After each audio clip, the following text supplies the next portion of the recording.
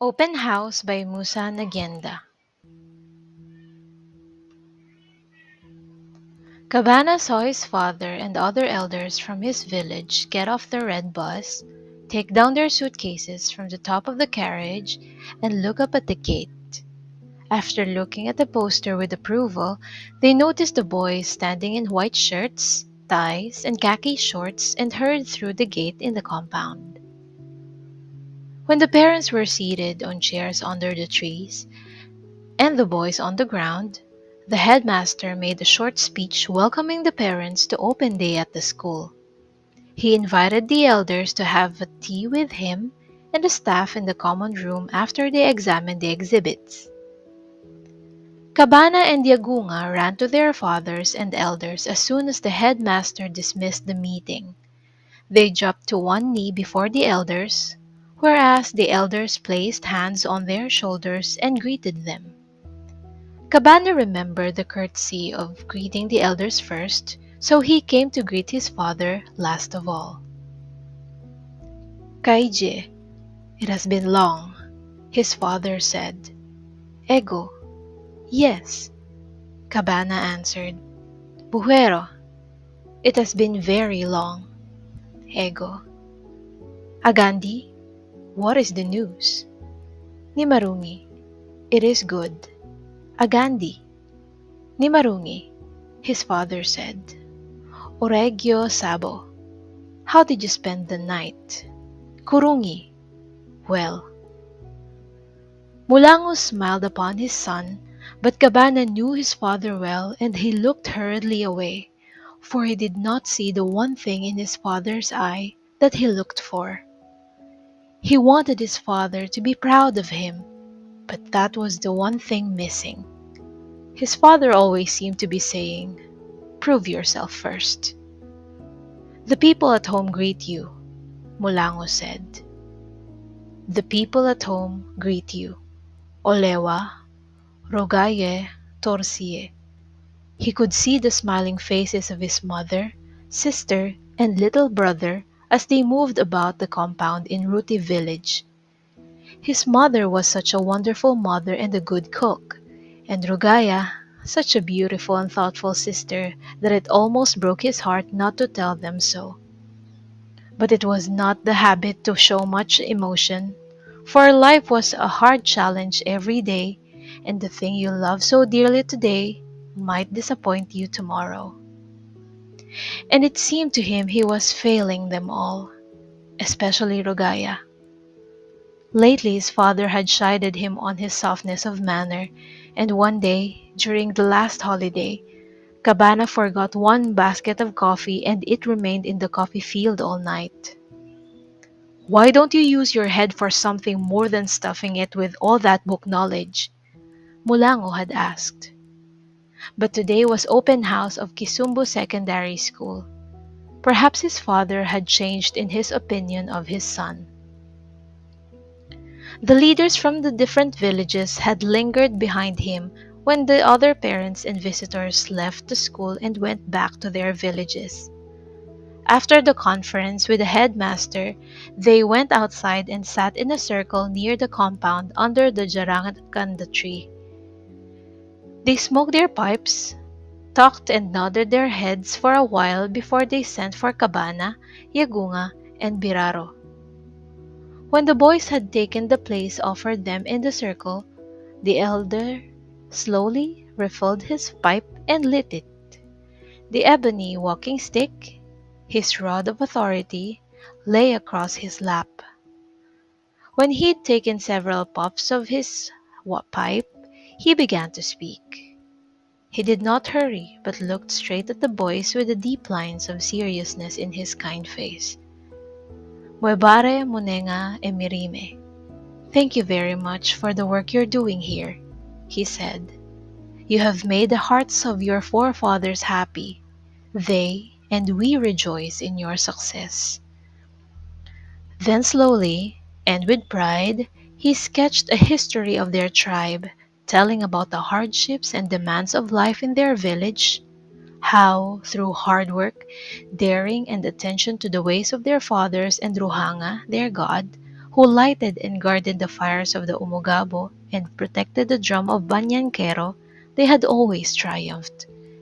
The faces of the other elders beamed with pleasure as his words, in the Bantu language, rolled out of him in a tone and rhythm not unlike the emotional beat of the drum.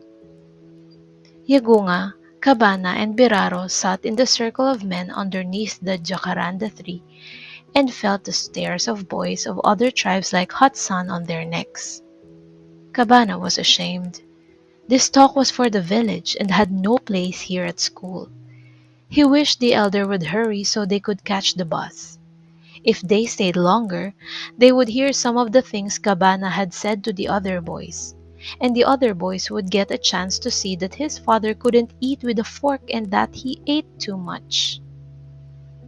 Still, the musical voice of the elder went on, and Cabana felt compelled to listen to it through his legs cramped, for it was a long time since he had sat on the ground. Now, the elder went on, you have gained a book education. We will also see that you have your tribal education.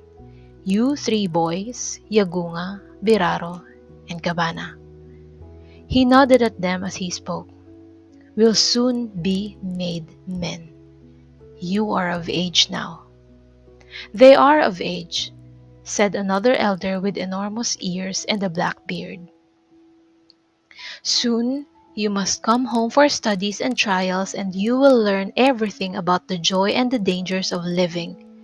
We shall spread your story in the village of our clansmen and sing of it in our kraals.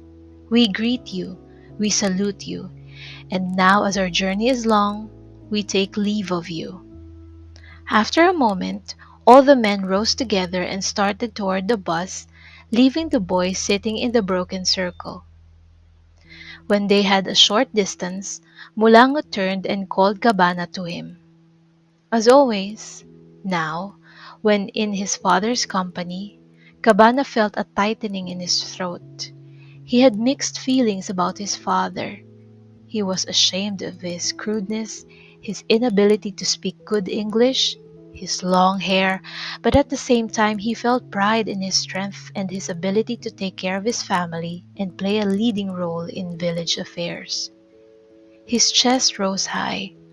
He felt proud to have a father so strong, so brave, and so successful. He was respected by both villagers and Europeans for his bravery and his ability as a farmer and trader, and Cabana always felt that he'd never be able to live up to his father's expectations. Bulango touched Cabana's shoulder and nodded to where Yagunga and Biraro sat in a broken circle. You have done well here in your studies and in your special callings as drummer, but your life is incomplete. It is like that circle, broken, because things valuable are left from it. Do you like school? Cabana nodded. Yes, sir. But it was the question that he knew to be coming next that he dreaded. And the village, what can you say about it? It is my home, father. My mother, my brother, my sister, and my friends are there. He tried to be tactful. You love them, but no longer love their way? His father looked straight at him. All right, he would tell the truth. I used to love the village, but now things are different.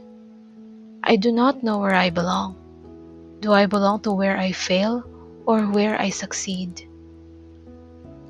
Mulango's face clouded.